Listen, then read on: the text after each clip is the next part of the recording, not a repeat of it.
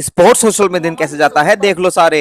और लास्ट में बताऊंगा साई में कौन कौन से गेम हैं। राम भाई सारे आने। आज उठ गया था 4 बजे और बाहर का भी कुछ ऐसा है। फिर चल दिया कपड़े धोने के लिए। फिर कपड़े धो के किया मेडिटेशन। फिर बुक पढ़ के तैयार होके मैं चल दिया ट्रेनिंग के लिए। फिर जिम पहुंच के की एक्सरसाइज और आज था स्ट्रेंथ ट्रेनिंग। बहुत सारे लोग पूछते हैं कि आप अपनी मर्जी से ट्रेनिंग करते हो, तो भाई ऐसा नहीं है, हमारा एक शेड्यूल होता है जो हमारे कोच साहब डिसाइड करते हैं। फिर आगे होलम और सरवन की स्ट्रेचिंग हो रही थी।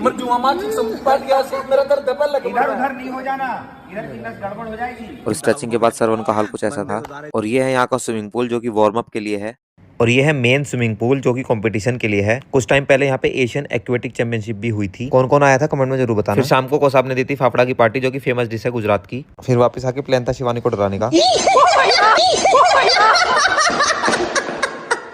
तो भाइयों आप लोग पूछते हो साई में कौन कौन से गेम है। भाई साई में सारे गेम है लगभग, मगर हर गेम का अलग अलग सेंटर है। भाई वीडियो अच्छी लग रही हो तो लाइक जरूर करना। Thank you so much for watching.